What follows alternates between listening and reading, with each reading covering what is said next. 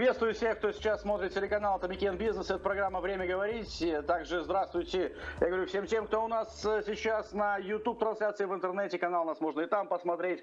Присылайте свои вопросы, есть рядом телефон. Обсуждаем мы сегодня вопрос привлечения инвестиций в агросектор Казахстана. В частности, в животноводство, важнейшая сфера. Не раз мы об этом говорили уже. И у нас здесь мало есть чем похвастаться. Но первая звездочка, я так понимаю, зажгется скоро. Итак, вот смотрите, со мной на связи сейчас Николай Голубцов, генеральный директор Экомит ЛТД, дочерней компании израильской фирмы Агрико. Она готова профинансировать серьезный у нас проект.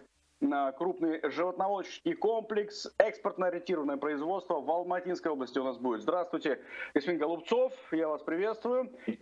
Да, и также у нас Жандос Тимиргали сейчас здесь, советник председателя правления по стратегическим инвестиционным проектам национальной компании «Казахинвест». Ну, у этой компании стоит задача привлекать как можно больше инвесторов к нам в Казахстан. Ну, господин Голубцов и компания «Агрика» — это вот один из таких проектов, я так понимаю. Тоже приветствую вас, господин Тимиргали. Приветствую, Даня. Да, давайте самое главное сейчас, конечно, я хотел бы узнать вот у нашего иностранного инвестора, собственно, почему вы выбрали Казахстан и какие деньги вы здесь планируете потратить? Ну, сразу тогда можно начать с денег. Учитывая стоимость проекта, первые фазы, которые мы собираемся реализовывать, комплекс, животноводческий комплекс, состоящий из 4 компонентов: генетический центр, кормплощадка, убойный цех и комбикормовый завод. Стоимость проекта 100 миллионов, из них 15 миллионов — это наши собственные инвестиции. Ну, Казахстан, как вам пришла такая идея расположить производство именно здесь? Я, насколько знаю, Агрико организовывает производство подобные, да, крупные, инновационные, высокотехнологичные по всему миру: Беларусь, Польша и так далее. Да, все верно. Здесь несколько факторов повлияли на принятие нами решения о размещении данного производства в Казахстане. Прежде всего, это, конечно, рынок Китая. Это рынок оценивается сегодня в где-то общий объем потребления 55 миллионов, и дефицит мяса на сегодняшний день у них по разным оценкам от 2 до 10 миллионов тонн. Учитывая близость территориальную, собственно, 2-3 суток мы автомобилем можем довести груз из Алматинской области до Пекина, до основного потребителя. Это первый фактор. Второй фактор, повлиявший на принятие решения в пользу Казахстана, это наличие кормовой базы. Очень большое количество кормов сегодня производится в Казахстане. Часть кормов не сохраняется. Ну, сложность есть с сохранностью, дорого, элеваторы, все. Мы обеспечиваем вас. Мы это все востребуем. Весь цикл, да, производства кормов мы берем на себя, и только на первой площадке у нас объем потребления зерна будет где-то в районе 30 тысяч тонн. Это на 100 тысяч голов скота. Вот. Господин Тимиргали, повлияли на принятие решения о размещении в Казахстане. Господин Тимиргали, пожалуйста, если можно, подключайтесь. Давайте непосредственно начнем, наверное, в целом с вопроса инвестиционной привлекательности животноводческого комплекса казахстанского, да? Ну и в целом ваш комментарий по данному проекту тоже интересно услышать. Да, спасибо, Данил. Вообще казахстанское животноводство активно развивается. Если брать по основным направлениям, это вот говядина, баранина, свинина, то цифры следующие. По официальным данным Комитета по статистике в Казахстане по КРС 7 миллионов 436 тысяч голов крупного рогатого скота. Из них 2/3 это молочные породы и 1/3 это мясные породы. Вот. И за последние 10 лет наблюдается рост. Согласно программе МСХ по развитию мясной отрасли до 2027 года планируется довести численность поголовья КРС до 15 миллионов голов, из которых мясной КРС будет составлять уже 2/3. Вот, поэтому в 2019 году, в прошлом году, Казахстан брал на экспорт в мясном эквиваленте 29 тысяч тонн. Это порядка 6% от местного производства. То есть мы обеспечиваем себя, свой рынок, но есть значительные ввиду потенциала Казахстана по кормовой базе, по земельным ресурсам, есть огромный потенциал для экспорта. То же самое касается и вот баранины. Что касается свинины и данного проекта, нужно отметить, что поголовье свиней в Казахстане почти 900 тысяч тонн. Мы тоже обеспечиваем себя. Экспорт незначительный, но ввиду того, что имеются большие возможности экспорта на, значит, сопредельные рынки, в частности в Китай, свинина пользуется большим спросом на мировых рынках. Вот, и есть возможность создания современных свиноводческих комплексов. Я понимаю, что свиноводство вот это не традиционное направление для животноводства Казахстана, но Казахстан должен прежде всего производить товары с высокой добавленной стоимостью, востребованные на мировых рынках.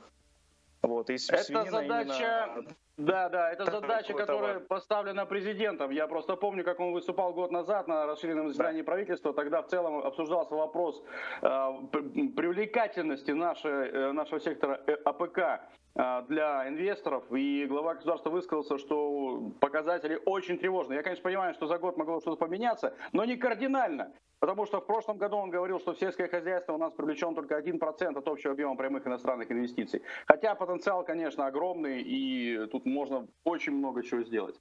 Да, я сейчас попрошу поменять картинку и показать вот тот комплекс, который будет Агрико строить у нас. И я хотел бы, чтобы господин Голцов его прокомментировал. Да, вот. Это то, что будет у нас, да? Аналогично, да, это ровно 100 тысяч голов скота, это откормплощадка. Здесь рядом еще есть комбикормовый завод на 25 тонн в час.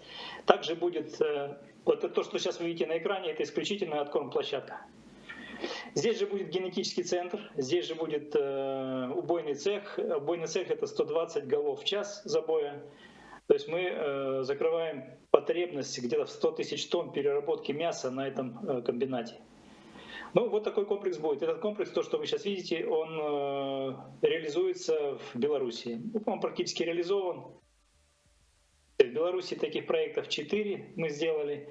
Сейчас подписали соглашение, еще один проект будет делаться. Ну вот они все будут по аналогии делаться. Они все оснащены самым... Трудность реализации вот таких... Да. В чем трудность реализации подобных проектов и вот с какими трудностями вы столкнулись здесь, в Казахстане, когда... Ну, понимаете, вы только на начальном этапе, но тем не менее.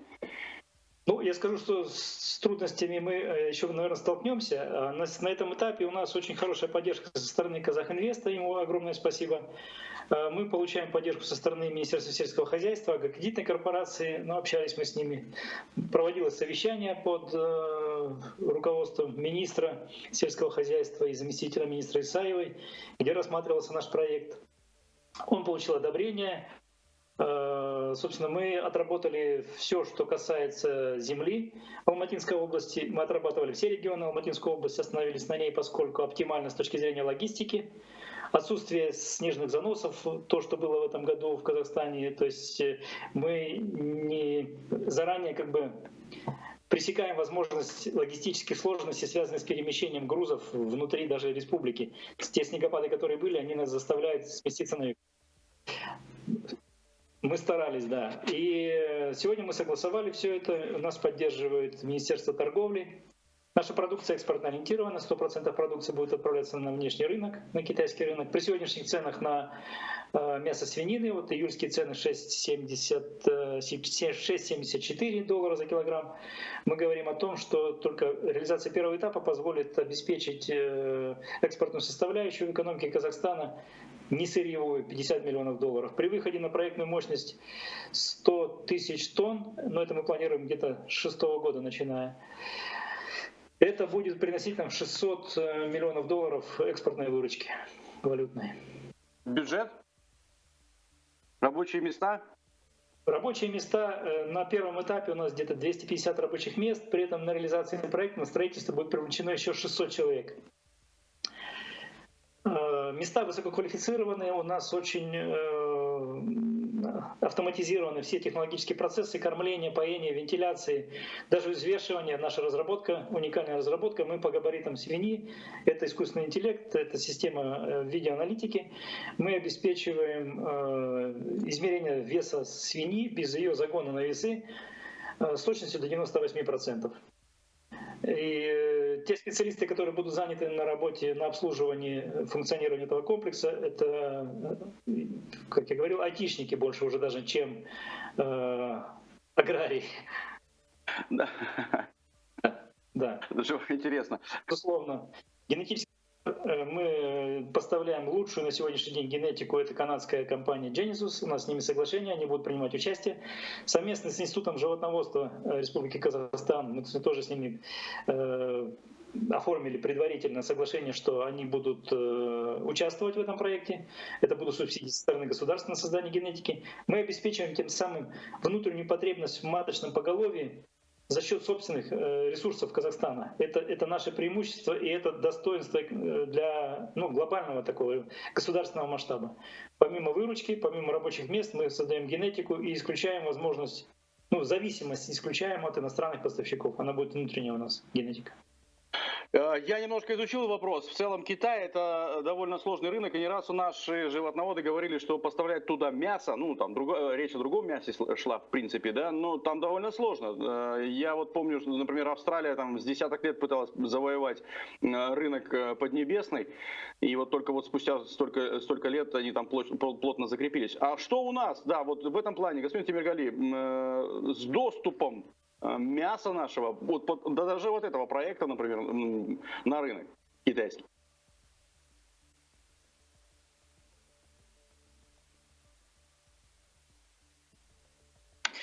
Дело в том, что несколько предприятий Казахстана уже вошли в госреестр КНР. В связи с продолжающейся пандемией данные меры даже были упрощены. То есть сегодня эта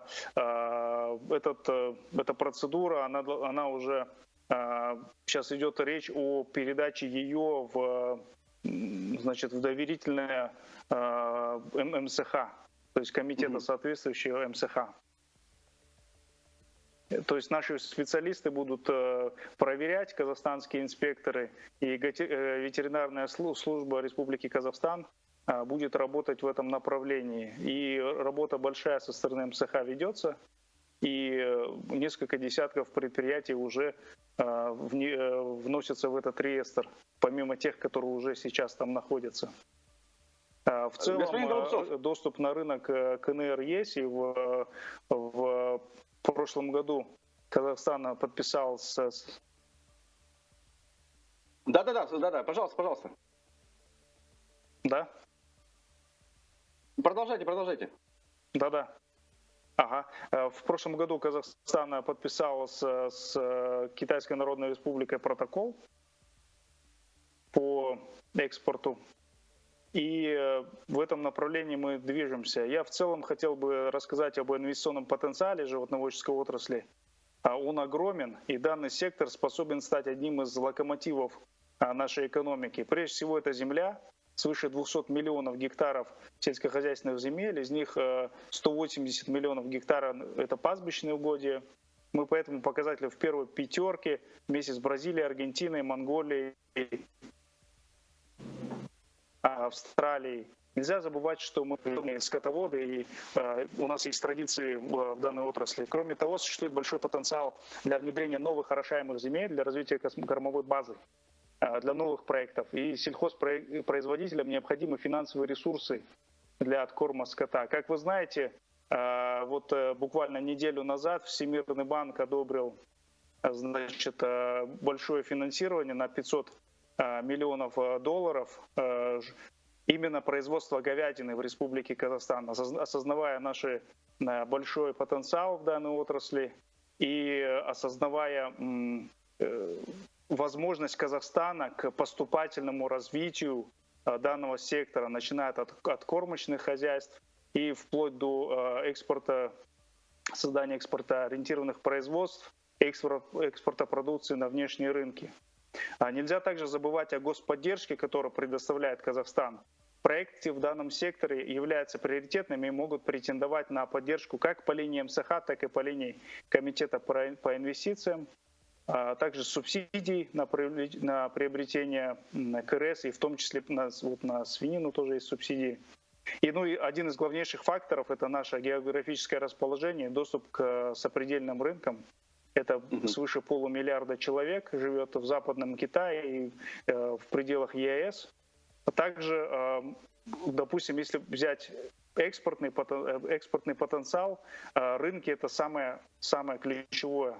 на что ориентируются инвесторы при выборе соответствующей локализации. Согласно данным ФАО, Всемирной продовольственной организации, Китай сегодня импортирует 2 миллионов тонн говядины, Россия 462 тысячи тонн, и то же самое по баранине, 348 тысяч тонн баранины. Тут также есть по баранине рынки Ближнего Востока. По свинине Китай ежегодно потребляет 55 миллионов тонн свинины и импортировал около 2 миллионов тонн свинины. Вот здесь нужно не забывать о продолжающейся эпидемии африканской чумы свиней, и Китай забивает поголовье порядка 30 до 50% доходит. И сегодня на внутреннем рынке Китая имеется дефицит в размере 5 миллионов тонн, до 5 миллионов тонн. Ну, в Китае, я помню, если даже... для экспорта может быть, сейчас... Да. Может быть, я прошу прощения, перебью, просто такой интересный момент. По-моему, там у них кусочек свинины красиво упакованный. Это является даже подарком таким весьма серьезным и дорогим. Я уж не знаю, в какой провинции, но тем не менее, там кое-где вот такие даже подарки делают. А вы, да, кстати, господин Голубцов, вы так подарочные не будете делать, такие упаковки в Китай, чтобы поставлять сразу готовые подарки? Регулирует. Буду покупать, будем делать. Вот этих вот сложностей по поводу экспорта нет никаких вопросов? Ну, как Жандос уже сказал, Казахстан подписал межправительственное соглашение о поставке мяса свинины, именно свинины, в Китай. Поэтому здесь сложностей мы никаких не видим. Потребуется сертификат. Наш опыт работы, учитывая наши качественные параметры, у нас санэпидем, безопасность. Это приоритет просто при проектировании строительства наших комплексов, это приоритет. У нас каждый комплекс разнесен один на другого, учитывается роза ветров, чтобы не было пересечения даже ветров, чтобы исключить какую-либо внесение в комплекс заразы там, защита от животных, кабанов диких. То есть там специальная система ограждения. В общем, очень жестко мы подходим к обеспечению биологической безопасности. Поэтому мы уверены, что мы пройдем эту сертификацию китайскую и будем поставлять мясо на рынок Китая. Я еще хотел дополнить, что говоря об объемах потребления Китаем, сегодня Китай, вот по данным за первый квартал этого года, Китай поставил 1,75 миллиона тонн и экспортировал мясо свинины только. То есть потребность, понимаете, это только за первый квартал. Почти 2 миллиона тонн. И я знаю, что они, если заключают договор, то это уже серьезный договор на многие года вперед и на огромные совершенно суммы, там, на огромные объемы. То есть там не как у нас, там рынок совсем другой. У нас есть предварительные офтейки с компаниями Гонконга, и мы, в общем, рассчитываем, что мы продадим. Вопросов со сбытом быть не должно. Да, пожалуйста, господин, да. Вы говорили по включению в реестр, да, вот реестр Главного таможенного управления КНР. Это, конечно, задача для предприятий, но в то же время здесь, наверное, основная сложность будет в том, что как обеспечить эти потребности, которые, значит, эти договора, офтейк-контракты с китайскими производителями. То есть в этом тоже существует одна из задач, так как есть квоты, допустим, на рыбу, но они не удовлетворяются на данный момент. То есть обеспечить данные поставки, а рынки на самом деле даже сопредельных стран, они огромные. И, кстати, Казахстан выгодно отличается как одно из конкретных преимуществ от многих других стран, так как у нас благоприятная эпидемиологическая ситуация. То есть мы свободны от ящера, большая территория Казахстана, абсолютно свободна. И по африканской чуме свиней мы являемся, значит, благополучной зоной. И это выгодно отличает нас от России, Китая и многих других стран. Спасибо. Спасибо. У нас буквально 2 минуты осталось. Я последний вопрос, наверное, господину Голубцову задам. Я так понимаю, что, ну вот вы сказали, что 15 миллионов это евро вы своих используете, остальное это заемные средства, это Банк развития Казахстана. На каком этапе все вопросы по финансированию, да, расскажите, пожалуйста. И когда вы начнете стройку? Да, мы прошли первую фазу. Сейчас готовим расширенную финансовую модель проекта. И в июле месяце мы это все должны получить одобрение со стороны комитета. Банк развития Казахстана. И планируем в августе месяце, с учетом, конечно, коронавируса, вы понимаете, планируем начинать работать. С землей у нас вопрос решен предварительно, поэтому мы рассчитываем, что август-сентябрь мы начнем уже первые шаги делать по реализации проекта. Да. Ну что ж, спасибо большое. Это был Николай Голубцов, генеральный директор Экомит ЛТД, дочерней компании Агрико израильской, которая здесь реализует у нас в Казахстане большой проект в животноводческом комплексе. И Жандос Тимиргали, советник председателя правления по стратегическим инвестиционным проектам у нас компании Казахинвест. Вам удачи, господин Голубцов. Добро пожаловать в Казахстан. Надеюсь, это будет не один ваш проект. Ну, господин Тимиргали, у вас, как президент говорил недавно, еще очень много задач в том плане, что надо привлекать и привлекать много инвесторов. Спасибо большое за это интервью. Да. Всего хорошего.